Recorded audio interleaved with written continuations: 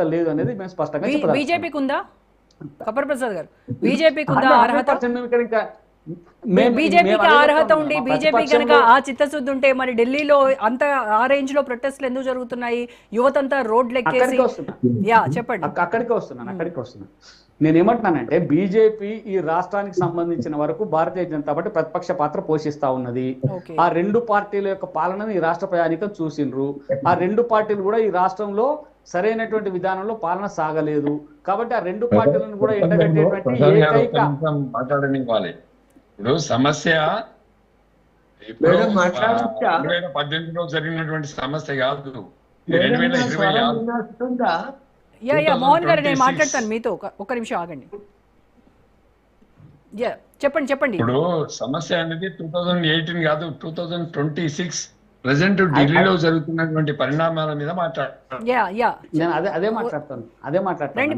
నేను ఎందుకు మాట్లాడుతున్నా అంటే 2018 మాట ఎందుకు తీసినా అంటే అదే చెప్తున్నా ప్రతాప్. అంటే మీ హయాంలో విద్యార్థులకు జరిగినటువంటి అన్యాయాన్ని చెప్తూ మీకు ఇప్పుడు విద్యార్థుల గురించి మాట్లాడే అర్హత లేదు. మొదటగా దాడి జరిగింది, మొదటి బాధితులు ప్రతాప్ రెడ్డి గారు అని చెప్తా ఉన్నా. Right, okay. జరిగినటువంటి విషయాలు ప్రతాప్ రెడ్డి గారి గురించి వదిలేయండి. ఇప్పుడు ఇందాక సరే అదే చెప్తా ఉన్నా, మీరు అడిగినటువంటి క్వశ్చన్ కోసం అన్న మాట్లాడింది కాబట్టి చెప్తా ఉన్నా. ఇప్పుడు మీరు చెప్పినారు ఆ ఢిల్లీలో జరుగుతున్నటువంటి పరిణామాలు ఏంటి అని.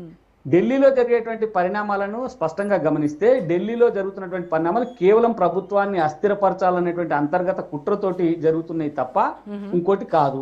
మీరు చూస్తే గత ప్రభుత్వంలో మొత్తం నా దగ్గర లిస్ట్ ఉంది, ఏ ప్రభుత్వంలో ఎన్నిసార్లు పేపర్ లీక్ అయినాయి, ఎన్నిసార్లు ఏ విద్యామంత్రి ఎవరైనా రాజీనామా చేసిండ్రా, కాంగ్రెస్ ప్రభుత్వంలో కాంగ్రెస్ రాష్ట్ర వాళ్ళు ఎవరు చేయలేదు కాబట్టి ఇప్పుడు ధర్మేంద్ర ప్రధాన్ రాజీనామా అడిగేటువంటి ఆస్కారం లేదంటారు.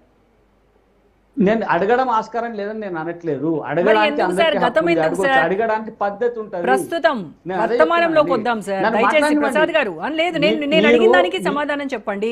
మీరు క్వశ్చన్ వేసిండ్రు, నన్ను జవాబు చెప్పండి.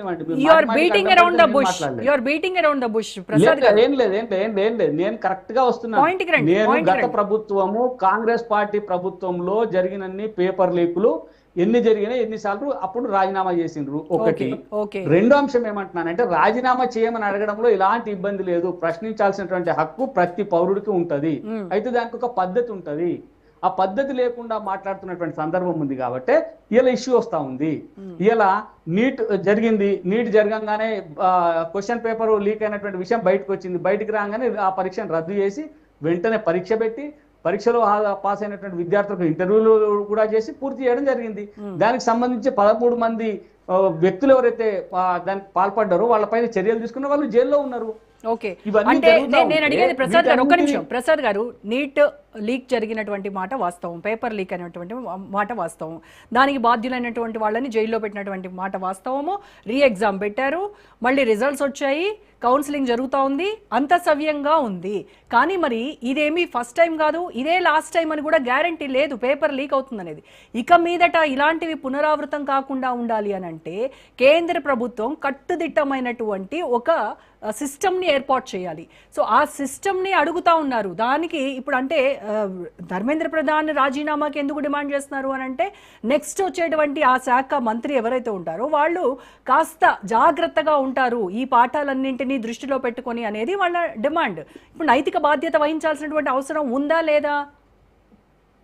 నేను అదే చెప్తాను, నైతిక బాధ్యత ప్రభుత్వం వహించింది కాబట్టి 13 మందిని జైల్లో పెట్టినాం, దాని మీద విచారణ జరిపినాం, ఇంకా సిబిఐకి అప్పచెప్పినాం.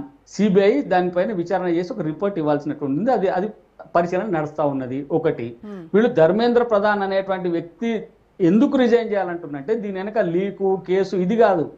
ధర్మేంద్ర ప్రధాన్ విద్యా వ్యవస్థలో పలు రకాలైనటువంటి మార్పులు తీసుకురాబోతా ఉన్నారు కాబట్టి ఆ మార్పులు నచ్చనటువంటి వ్యక్తులు అర్బన్ నక్సలైట్లు ఈ దేశంలో అల్లకల్లోలను సృష్టించాలనేటువంటి పేరుతోటి బయట దేశాల నుంచి సహకారం తీసుకున్నటువంటి కొన్ని సంస్థలు చేస్తున్నటువంటి కృత్రిమమైనటువంటి ఉద్యమం ఇది.